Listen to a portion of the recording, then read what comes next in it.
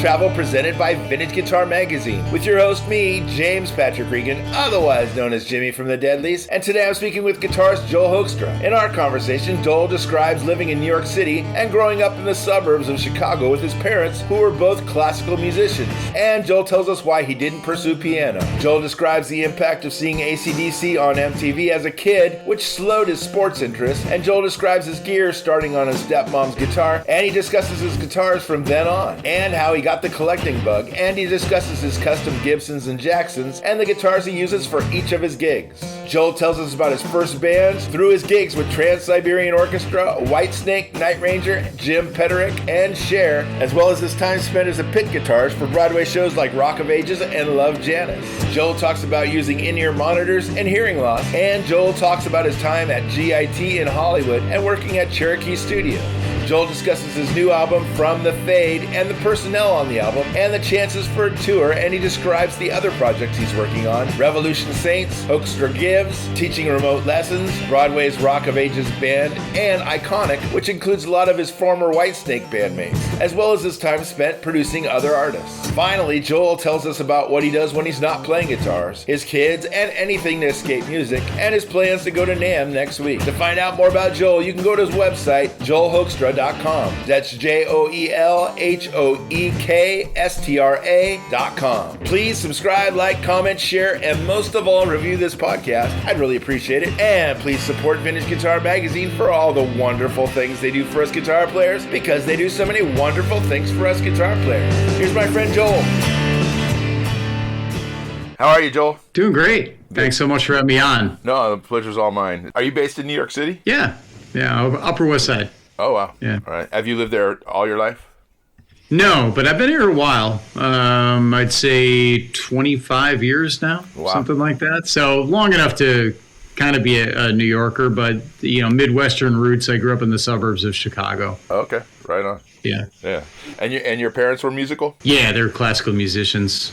And how do they feel about you pursuing the hard rock bug? I think they're probably overall glad about it, and I think initially probably don't go into music, because they spent their lives in classical music and just were a little concerned, as most parents would be, about their kids saying they want to be a professional guitar player. Yeah.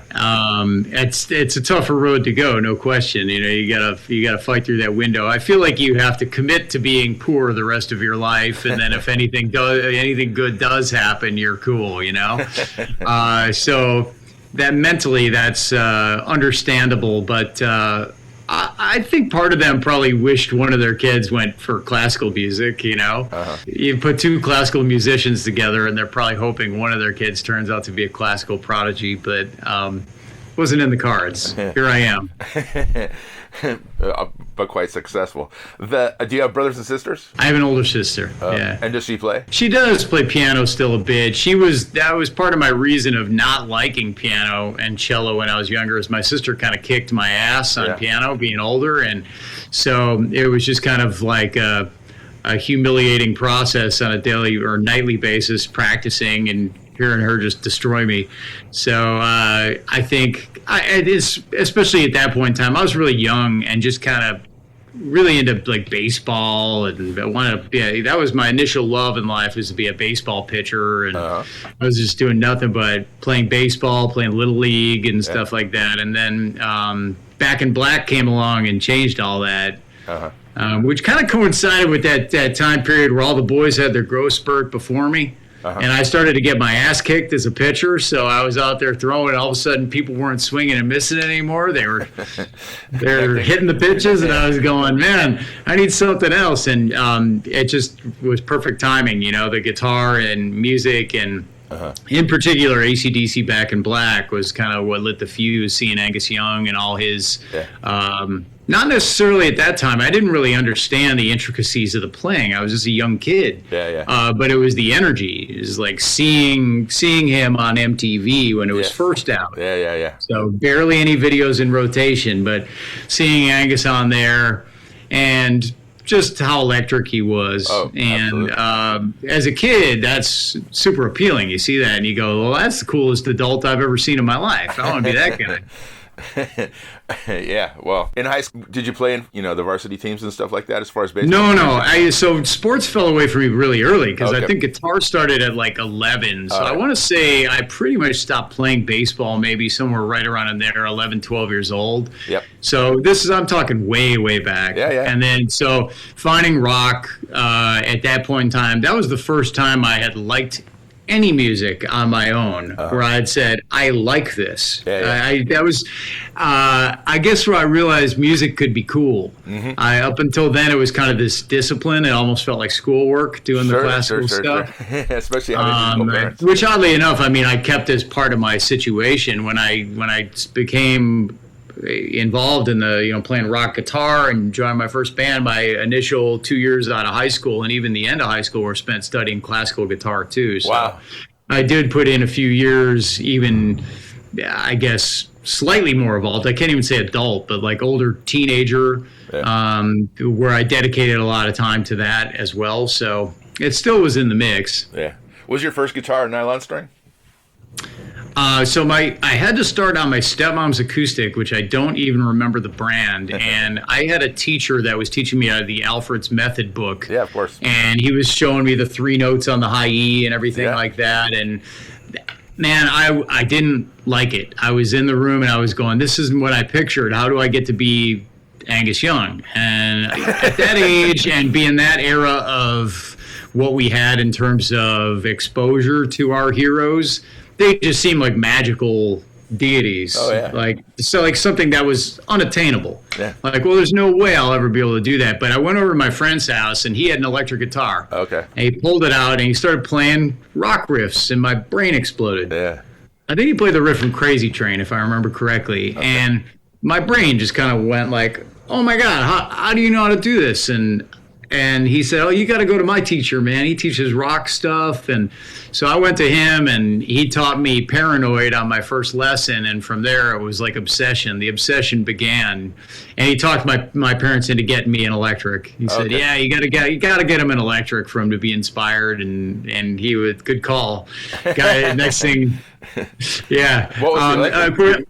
I still had to prove my. So I had an Electra Westone out of the mall store. Yeah. That's where I was taken in a mall. Yeah. It's classic suburban type of situation, and I think the body style. I don't even know the model on that particular guitar, but the red and the contours I think reminded me of Angus's SG. Sure. So I had this Electra. I was really young, and I just went, that one looks cool. Yeah. And so I started on that, and then after a couple of years, unfortunately sold that guitar to get my second guitar, which I think my big complaint at the time being this, I'm going to say this is probably about like 85 or something like that. I needed a Floyd Rose. Everybody was doing the Floyd Rose thing. Yep. So my teacher at the time, who turned out to make a name for himself a bit with guitar, TJ Helmrich, he was getting rid of his Kramer Beretta. Oh, wow. Single EMG. Yeah, of course.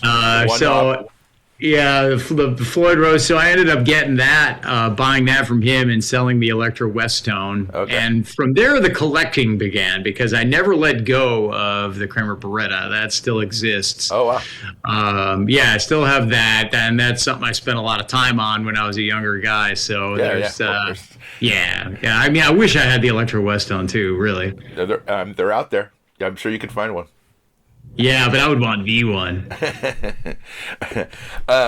And so, as far as playing in bands, were you still playing? Were you playing in bands in high school? The first complete band that I joined, I was 15, and that was pretty much the time of my first gig. Okay. I had a lot of trouble. I switched high schools in the middle, so my freshman and sophomore year of that particular school, I was able to get together with like drummers mainly. I would jam with drummers. Sure, yeah, of get course. Together and play with them and run tunes or just jam, whatever. Yeah. And then when I went to my second high school, a band kind of fell into place a little bit easier. They kind of had it together, I think, and wanted a guitarist. Yeah. And it was funny because I didn't fit the bill image-wise, I had short hair still, and I was very short going into high school. I was like 5'4". Oh wow! And I think even at the time of joining that band was still pretty short, maybe 5'8", something like that. So I was this shorter guy with short hair, looked very young still, and it's a little bit like the Almost Famous thing where you're looking in the mirror and all the guys in the band had the long hair and the image, and I was kind of this dork that they had in there because I could play. Yeah. And what were you using as far as an amp back then? Terrible stuff. I had the worst choices of tone and gear as a younger man.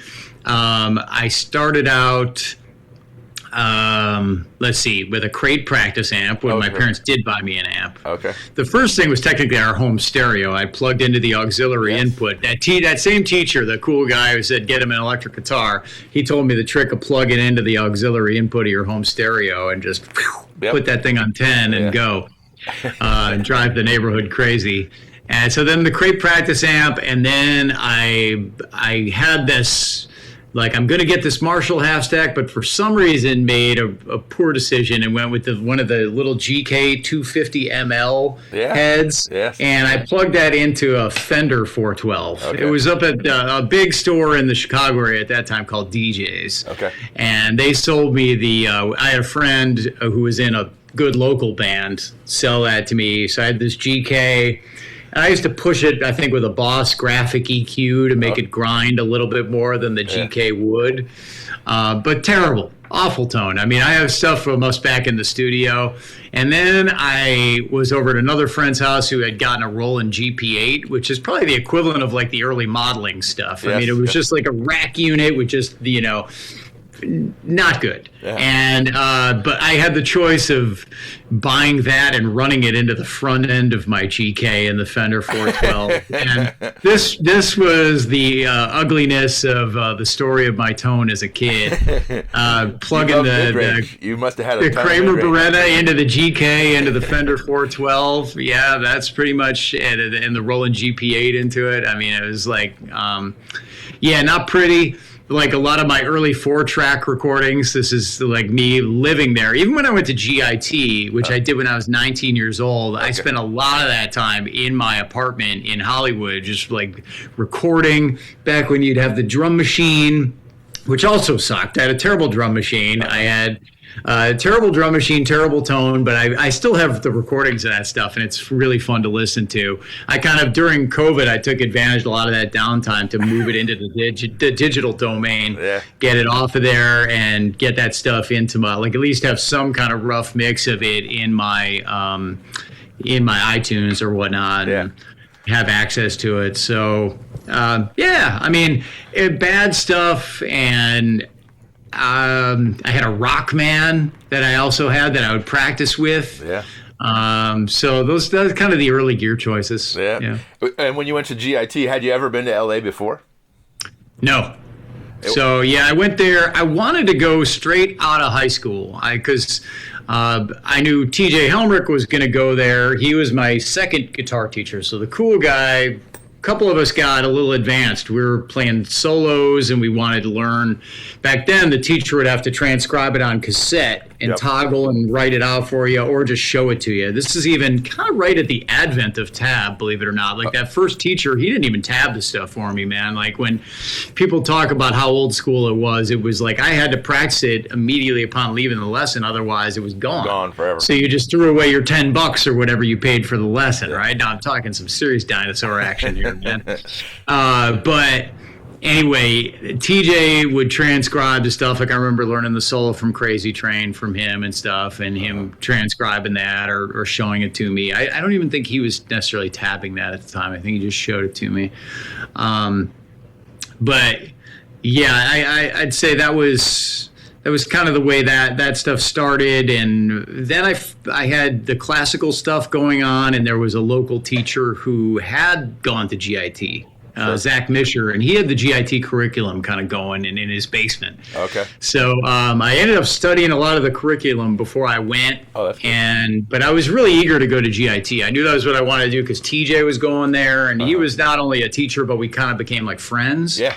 And we'd get together on the outside and jam. And so yeah, he went out there and he was really quite proficient with the 8-finger thing at a young age, and landed a job teaching that there. Okay. Because he had found his specialty. Yeah. And so he was a teacher there. And so by the time I was 19, that's when I finally got my parents to say, yeah, that seems like a reasonable age to let you go out to Hollywood. And I mean, realistically, it was all kind of insane looking back on it. But I don't regret any of it. It was a great learning experience going out there, great period of my life. Sure. It's funny how things worked out. I've had a really nice career, great career, whatever you want to look at or call it. It's all relative, I suppose. But it's the naivete happening back then is just like irreplaceable, and I would probably trade it all to go back to that place and time again, just to have that feeling of you don't know what your life is going to be at that age. It felt like being in Hollywood at that age, that the ceiling was high and it was fun. Yeah. And so was it the end of the hair bands when you were there, or was it a mid-hair band? Yeah, so what happened is I graduated from GIT, and then TJ was by then working as a tech at Cherokee Studios, which is a 5-room place, legendary studio in LA. Yeah. So he made the recommendation to get me in as like a runner to start, and I trained and I worked up into the tech department pretty quickly, maybe a matter of 2-3 months. And then was in that tech department out there for, I'd say, maybe another 9 months. So I was in LA for like 2 years, and then it got really sketchy. The Rodney King riots happened and everything like that. And it just felt like a little chaotic. And I wasn't playing much guitar. I was like riding. I didn't even have a car. I was like riding my bike back and forth to Cherokee, making minimum wage, practicing. And I just thought, this seems kind of fruitless. Like I just need to, all I really want to do is play guitar. Yeah. So I kind of opted at that point in time to go back to the Chicago suburbs, and I took on a roster of like 70 students a week. Just started teaching my ass off and gigging on weekends in bars, and those gigs just kind of gradually grew better and better. And I have obviously a very long, complicated story. You'd have a 10-page article on me if we put it in print on like just the logistics of it, how it all like worked out. Yeah. But just logistics of 70 students alone is pretty rough. They were 30 minutes back to back. So, I mean, I could cancel whenever I had a gig. To me, it made solid sense. And at that point in time, I was at least like paying my bills, had my own place, and it was doing it all with guitar. And so that was at a very young age, 20, 21, 22 years old. Yeah. So not a bad situation to be in, at least. I mean, there was definitely that entire period from that age all the way through having things kind of break open for me, which happened really late, of just kind of being the family loser. Like this guy's, like the poor guy who didn't get married and doesn't have his own condo and that kind of stuff. And anyway, I mean, in the end, everything worked out great. But that's what I mean. You have to kind of commit to poverty. You have to commit to that moment of being like the black sheep of the family and all that stuff. Yeah. Was it when you were choosing GIT? I know you had a friend there, but was there any thought of going to Berkeley instead? Yeah, there was some there with that. I think it was mainly TJ going out there that motivated me into that. I think he probably swayed me in that direction, probably more than anything else. I mean, the Berkeley thing would have been great. That would have been another thing I wouldn't have regretted going. Yeah. I think more intensive, the MI thing or GIT thing was really just a 12-month program at that point in time. So it's like, look, you're going to go to Hollywood for 12 months and play a lot of guitar, which I did. It just, a lot of it was not necessarily like, boy, this school is difficult to pass. It wasn't at the time. They had a curriculum that you basically just had to go into your private teacher, and you had to fulfill a certain amount of hours at the school, but that was as easy as going up there and clocking that you were in and going back to your apartment and doing whatever you wanted and then going back and clocking out. Yeah. But I did play guitar a lot. I mean, I remember a long stretch of playing 8 hours a day during that time, and so I definitely was playing a ton of guitar. Yeah. When did you move away from the Beretta?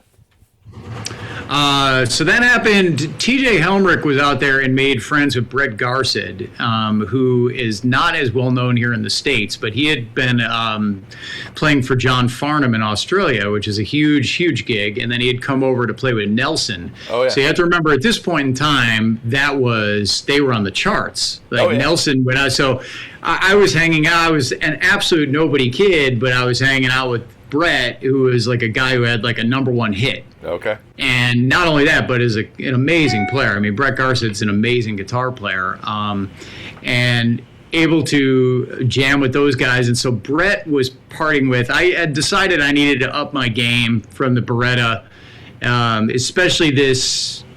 Yeah, I mean, I wanted something like more, I guess, next level up. And so he had a modified Phil Collen Jackson that he had used with Nelson, and he sold me that guitar. Okay. And so I ended up, that was kind of guitar number 3 for me that went for quite a while as well. Okay. Through a lot of that 70 students a week period. Even. Yeah.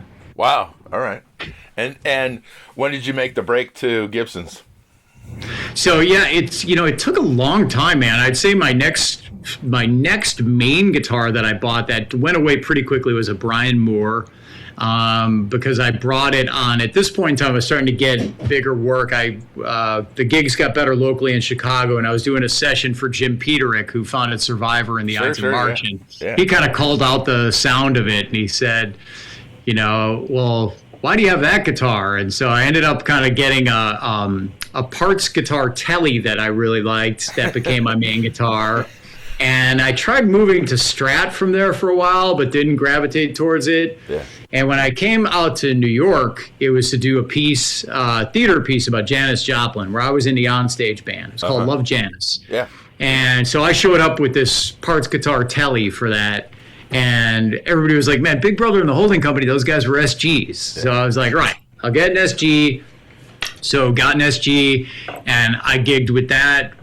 We did a lot of shows of that. Like the director, I think after running it here for 2 years, 8 shows a week locally in New York City, sent me out to regional theaters to go do it. And so I'd go sit down for cities in 6 weeks and play that show.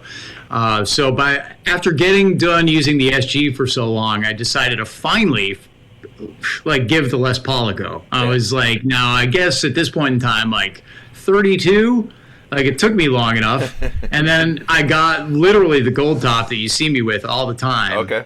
And that has really turned into my main guitar in life. What year is that? In fact, I'm about to go pick it up today. I just had a refret done on it with Matt at 30th Street Guitars. Okay. Yeah, I'm right about to go grab that. But that turned me into a Les Paul guy. And honestly, I do go back and dabble with the other stuff. I'm glad I have a little bit of a Floyd Rose background and a little bit of a single coil background. But the Les Paul has definitely become the instrument of choice for me, for sure. Yeah. What year is that gold top? I'm so bad with that serial number thing, but I think it's a 2002. Oh, okay. So it's a relatively... It's an R7, but honestly, you'd look at it and you'd think it's a 57. It's got so much wear on it. People see it and they assume it's like a vintage.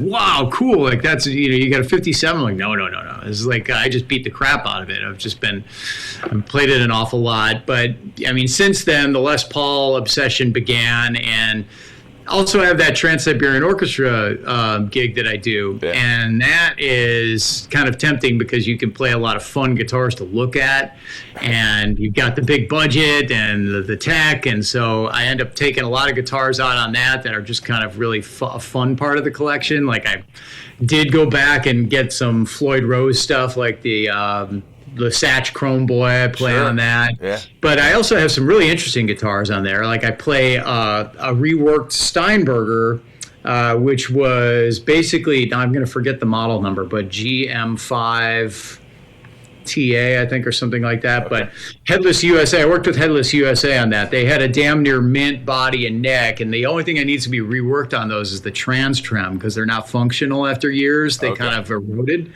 So they rebuilt the trans trem, and so I have that guitar, which is kind of interesting to take out there. I have a Gibson Modern V, of which I don't even know how many. They didn't make very many of those at all. That was that kind of Roswell Rhodes looking. Yeah, of course. And actually, a great sounding guitar, like shockingly, because you wouldn't think so with the body style and whatnot, but that's a great sounding guitar. I have, let's see, a Gibson Anniversary, 50th Anniversary V that they only made 500 of those, and I have number 500 with them on that.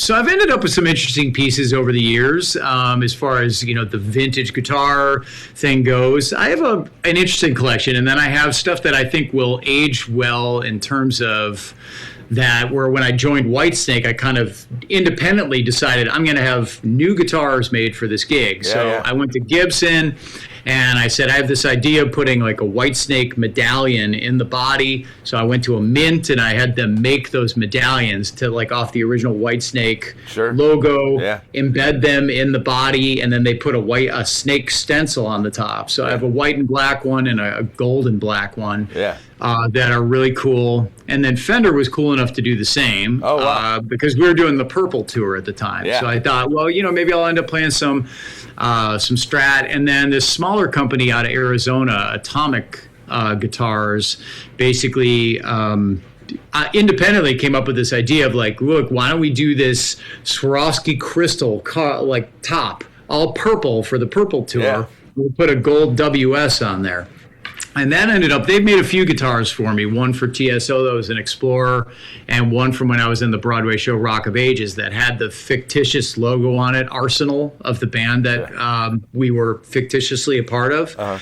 And this one turned out to be the gem of the bunch. Actually, it's a really great sounding guitar as well. There's certain ones that like pop along where you're like, I'm really shocked at how great this thing sounds, because you'd think with the crystals and everything, maybe it would kind of battle with the tone of it, but it's a great sounding axe. And so anyway, I think those might age well in terms of collection, because they're basically one of a kind. I know there's some Whitesnake tribute acts that have kind of mimicked them. Oh, really? Where they've sort of made their own versions of them and whatnot. And, which is obviously very flattering that they would kind of pull from that. But it also shows that they made an impact, and that decision to have guitars made for the Whitesnake gig made an impact on people. Yeah. When you got the Janis theater gig, how did that come about? Like, I mean, most guitarists don't go to theater gigs. Like, I mean, it was pretty rocking, man. It was theater, but it was like rock, and we were loud, and we were on stage, and we were pretty much right in everybody's face with that stuff.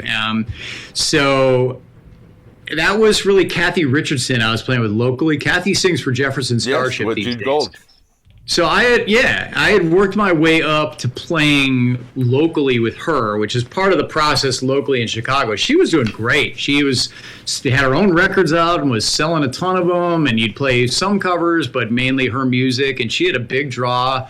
So that was kind of where things locally were first picking up for me, and that's what brought me on Jim Peterik's radar from Survivor, because Kathy would hire the players locally, and then he would say, why don't you come in and do some sessions, and he put me in his world stage band. Which is something where you're basically a house band, and then he would have his friends and guests come in, and you would back them up. Right on. So here I am, this local guy in Chicago. I was probably about, 27, and I got to start backing up like Kevin Cronin from REO Speedwagon, Don Barnes from 38 Special, Alan Parsons, Rick Emmett from Triumph, Kip Winger. And it wasn't just like the 80s-ish thing, too. It was a lot of like, Anthony Gomes playing his blues stuff with him. So Jim is a real open-minded guy, too. And it would be one of the people that was on the gig every year was the Night Ranger drummer, Kelly Kagi. Oh, sure. So he would play the Night Ranger songs. And so you can see that those kind of two parallel roads happened at the same time. I was out coming to New York to do Love Janis, but still flying back to Chicago to play Jim's World Stage gigs. Wow.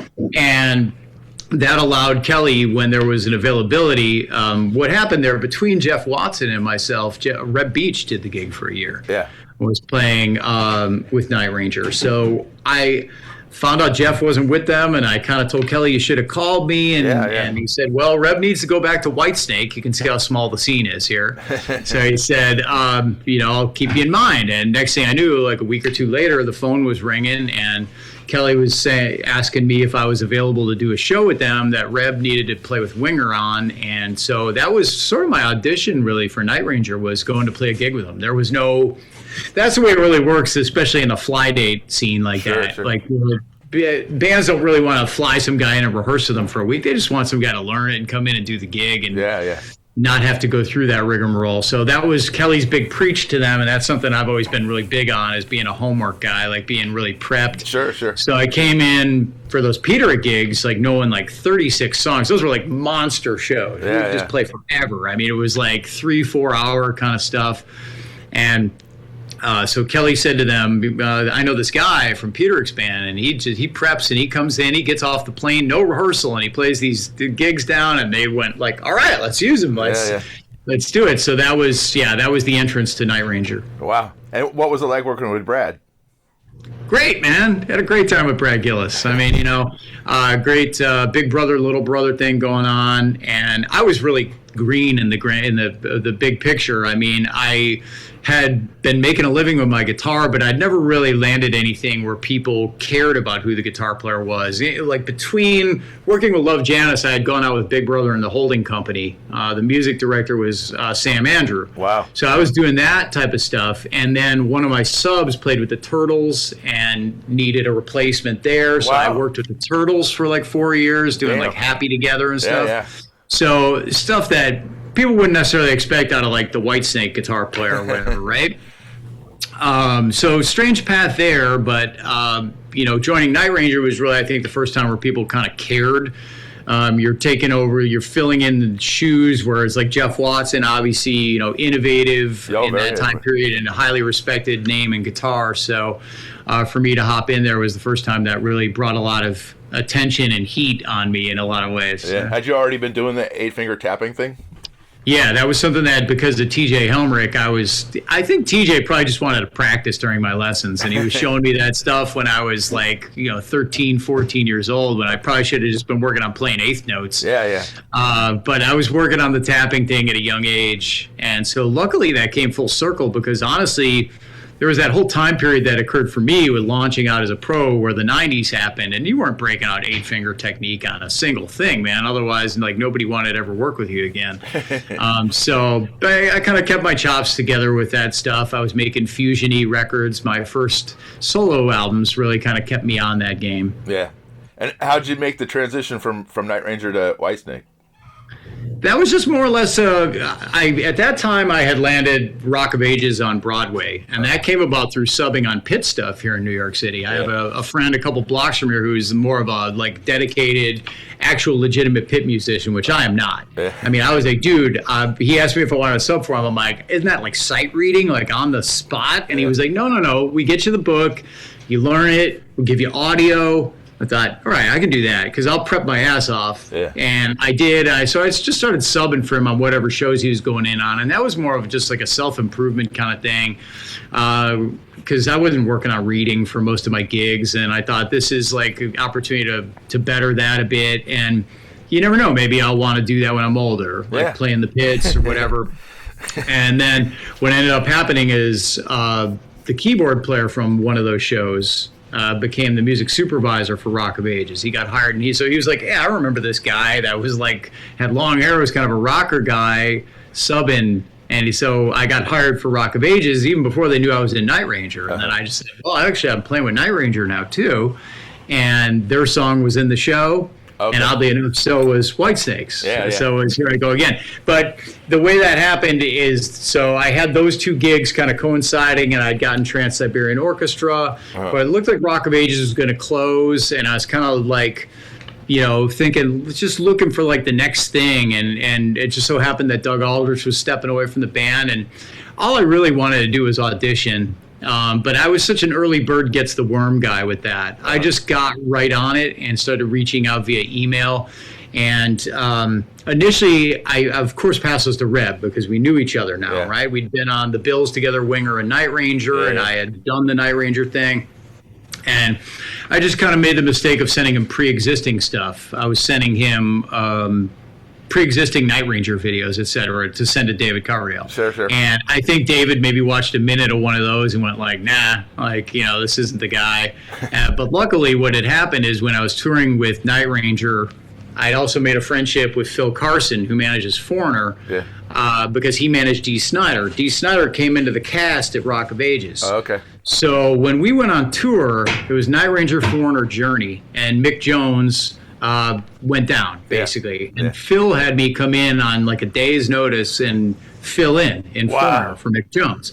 So I had kind of done them a solid and get hopping in there and kind of saving that particular situation. Wow. So in my thinking of come on, man, I got to be able, I was kind of mad that I wasn't going to get an audition. And I thought I should be able to get an audition for Whitesnake. And Phil Carson came to mind as a British guy. I thought, I bet he knows David. Yeah. And sure enough, I asked Phil, and he said, "Sure, I'll take care of that." And he emailed David, and it turned out to be right as David was coming out of meditation about this whole thing, about please let the universe bring me a guitarist, and bing, an email comes across from Phil Carson saying, "I highly advise you take a look at this guy. He's really good," and whatever, kind of talked my way into getting an audition through Phil, and got that audition, and then obviously that worked out. David and I clicked right away. Once I got out there for the audition, it was just something that it felt right, and I think I was just offered that a lot of I think my eagerness to be there. Yeah. So that the early bird gets the worm kind of thing. And that wasn't necessarily driven by me not being happy with Night Ranger. Some people think that, but it was just really driven by me kind of looking for that next step, or what was going to be new or different. Especially with Rock of Ages looking like it was going to close after 6 years, and thinking might need something different here. Yeah. Yeah. Are you a Marshall person? What kind of amps have you been using? Yeah, I'm a Marshall guy, as far as fly dates go. And then with Whitesnake, I was using Friedman. Oh, yeah. And then the other gigs I do are modeling stuff. I mean, with TSO, we're Fractal.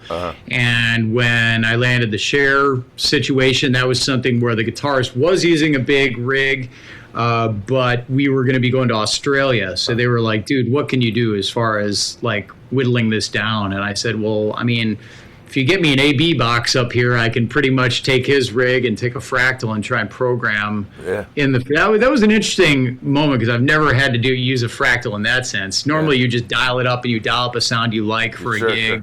Sure. Yeah. But to have to replicate or duplicate what somebody else's rig was doing was an interesting challenge for that. So I ended up using that with Cher, and I mean, just kind of I think there's a certain rig for every gig that makes sense. TSO, you can't. The stage is so wide and you're all over the place. It's not the normal thing where you're in front of your amp and you go up to your mic to sing backing vocals. No, it's just you've got the width of the arena, and you're going to all those spots and running around, and pyro's going off. So they don't have amps on stage. Yeah. And even if I did use an amp, to me that's the whole point of using an amp.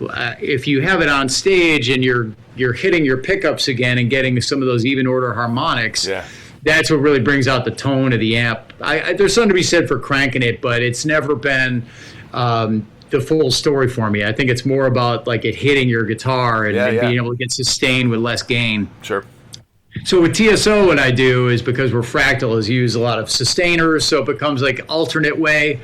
I guess we'd probably call fake tone in a lot of ways. You're looking to emulate the feedback. That would be what you would get off an amp. But if you're able to do it, dude, I mean, if you find, you got to find workarounds on gigs. If you don't have an amp up there and you're holding a power cord and it's dying.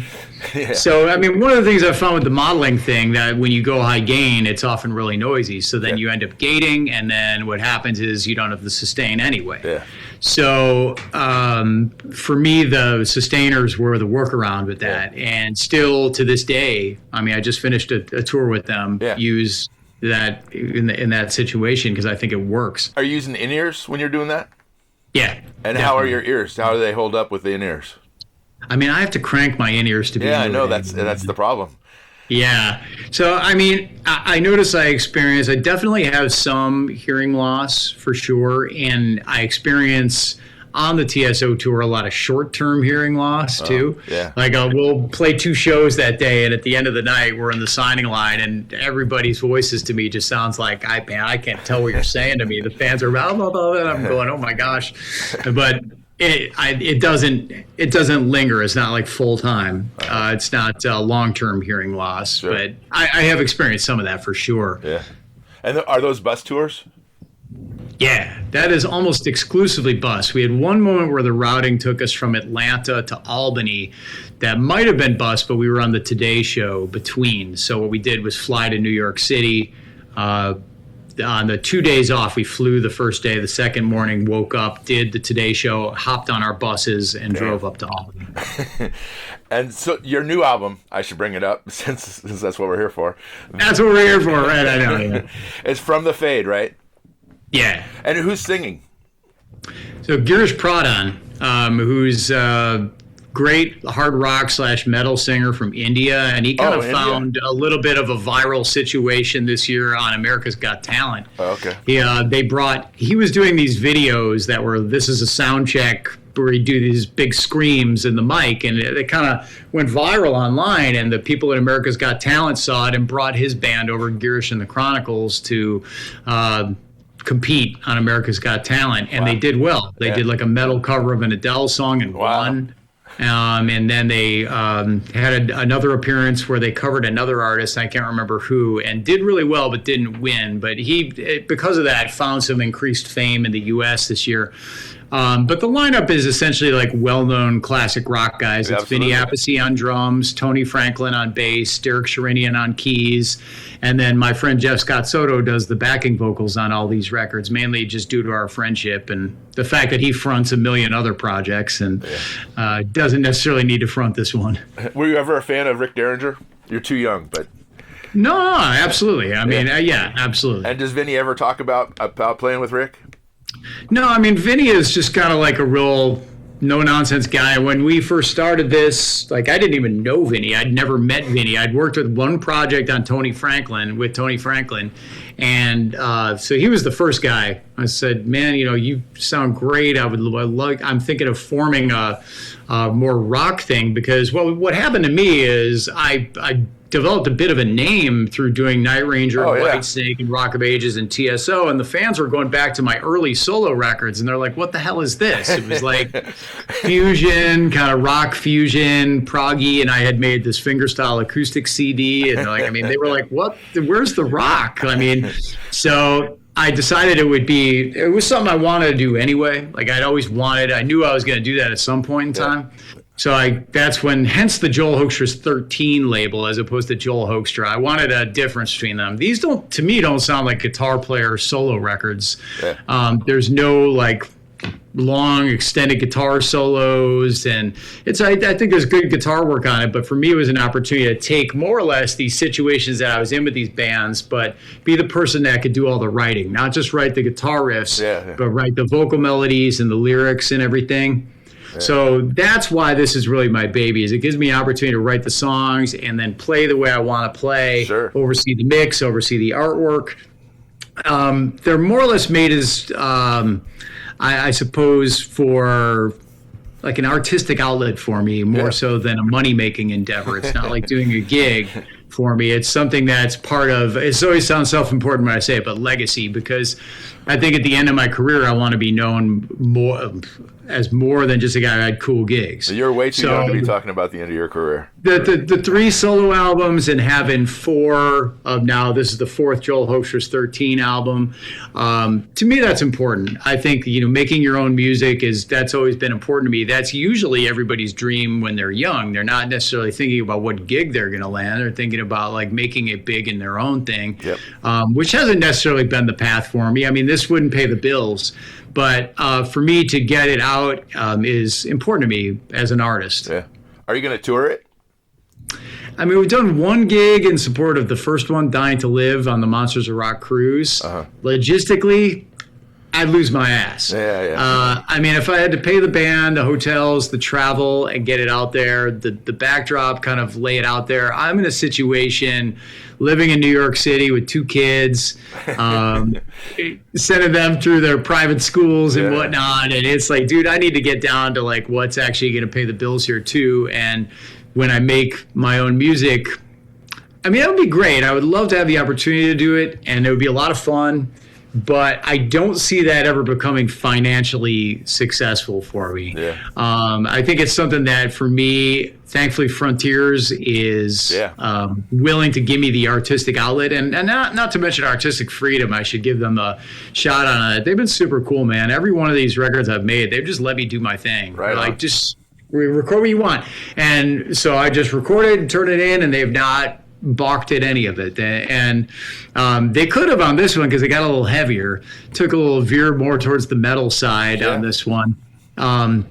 Obviously the melody is still there and whatnot, but I think I was, at the time of putting this album together, working with Accept, I was filling in with them, and so I was learning all these metal riffs. And then when I went to go write songs, I just started playing all these metal riffs, man. And I was like, well, okay, I guess the new record, we'll see how it goes. Yeah. And I just thought, look, if I can write hooky melodies to this stuff, then it's still going to be cool. Absolutely. Absolutely. No, it sounds fantastic. Thanks, man. Yeah, of course. Is that your gig right now, playing with the set? I mean, I'm kind of all over the place in terms of like what I'm doing. I like all the way from teaching virtual lessons to playing acoustic duo stuff with Hoekstra Gibbs, which is something that I'm out with, to still taking the Rock of Ages stuff and playing the full-length versions of those songs with Broadway's Rock of Ages band. Wow. I have 2 other Frontiers things that I'm a part of. Revolution Saints, which is with Dean Castronova from Journey. So I just finished tracking that new record, and that's in the mix, kind of prepping for the videos and whatnot stage. Wow. And another project called Iconic, which is with my Whitesnake bandmate Tommy Aldridge, also Marco Mendoza, previously of Whitesnake on bass, and Michael Sweet on guitar from Stryper. We share the guitar duties, and then Nathan James, great vocalist from the UK, fronting that and singing. So those 2 albums, as far as recording, are kind of what's next. Been doing some producing, just produced a brand new artist, Austin Starr, and that record is being quite well received for a brand new artist. And that was interesting because different generation, and kind of looking for more of like anywhere from emo influenced stuff to the Pretty Reckless kind of influenced stuff. And me putting my, I guess, inevitably my classic rock roots in there, ended up landing in the Frontiers label as well. Right on. And that's doing quite well. But no shred on that. No shredding guitars, but just like good guitar work. Yeah. And so do you have a home studio? I do, just kind of like real, meat and potatoes, man, basic stuff. Like I'm doing, the typical thing I get a call for is to play guest solos on people's records. People want, hey, this album features a solo from Joel Hoekstra from Whitesnake on this track. So you get a lot of that. I'm doing one today, as a matter of fact, until I go down and pick up my gold top with the refret, which I'm excited to get it back. And then tomorrow I'll do another one of those, and I'm prepping to go in to Guitar World and do some video stuff for them on Wednesday. And so I just kind of, my MO is to stay busy musically, and that's like every day. So I don't really believe in days off. I just kind of work and then see where it all takes me. Yeah. How old are your kids? They are 13 and 10. Oh, the talkback ages. No, they're cool. Oh, good. They're cool. It's pretty good. Maybe almost 14 and 10. Okay. My boy's getting, it's a pretty good age. Not quite old enough to be like, I hate my dad, but like kind of old enough to be self-sufficient. Sure. Diapers are gone. Does he play baseball? Never thought you'd see that, for the diapers are gone, right? Does he play baseball? He does. Yeah, he plays baseball, and he jams a little bit on guitar too, but it's just kind of like I've showed him riffs, and he just plays like song bits, and but classical piano is kind of the route I went with the kids. Very good. So every night we just get together, and I'm not one of these like musicians trying to drive their kids to the point of insanity with it. We just hit it a little bit each night. We stay consistent. 10, 15 minutes, something like that. Right. And they've gotten quite good. They've each been playing since they were 6. Wow. Yeah, that's great. That's excellent. And what do you do? I mean, apart from, you have the kids. What do you do for fun? Really basic stuff, man. Escape music usually, because I work with music a lot. So I'm just like movies, sports, kind of real basic, normal dude on the outside of it all. When people ask me like, what are you listening to lately? It's like, man, it's always just like whatever I'm working on. Are you kidding me? I don't really go and listen to anything with that designated purpose ever. Yeah. Any plans to tour with any of these bands anytime soon? You never know what'll take off with that. I mean, I'm open to all of it. There's definitely been attempts to get all of that off the ground. The Joel Hoekstra 13 is probably the most challenging for me just because I've never really been like a leader in that regard. Like I've never really had to put together my own thing and been the guy that's going to pay the bills and take it out. Yeah. And usually when you're that guy, you're the guy that's going to lose your money at first, and I just don't know if at this stage of the game I can warrant that. But yeah, artistically speaking, I would love it. Yeah. Are you going to NAMM? I am. I'm going to NAMM. I had a couple of my early things that I had planned this year that were going to keep me going from NAMM get rescheduled. So I'm gonna head out there and I'm gonna play a jam night out there that I'll be a part of. Yeah. Which has a very long list of everybody, known people in the scene and whatnot. So looking forward to seeing everybody and jamming with everybody. Yep. Are you gonna make any appearances at the booths or no? I haven't even really let the companies know. Oh, okay. So doubtful. I'm terrible that way. I mean, I'd probably go out and like just kind of walk the floor a little bit and hang out. I mean, you know how it goes at NAMM, man. You always end up seeing somebody and meeting somebody. Yeah. It's like you find it hard to like walk there really at first. You would go into the hall and it's like, I think there was a time last year where I was standing in one spot for like an hour or something like that. And I can only imagine you getting mobbed over there. It's one of the rare places that I feel like I'm famous a bit, where I'm like, I mean, I don't feel that way the majority of my life. Like if I'm going into an airport or something like that, I'll get recognized here and there, but not too often. A couple, here and there locally. It does happen, but like not enough that I would ever describe myself as truly being famous. It's just kind of maybe in our scene. Yeah.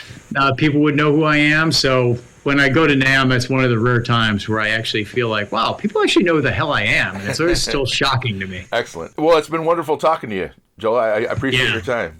Likewise, man. Thanks. I appreciate it. I hope I get to be one of the people at NAMM that runs into you. Yeah, that'd be great. I'd love that. Right on. Thank you, Joel. Thanks so much for everything. Appreciate it. Bye-bye. Okay, bye-bye. Thanks for listening to Have Guitar Will Travel. You can catch up on all the things I'm doing at thedeadlies.com. And I'm on all the social media platforms as well. And please support Vintage Guitar and all the wonderful things they do because they do many, many wonderful things for us guitar players. Thanks. Please subscribe. Please tell a friend. And I'll see you guys next week. Bye, guys.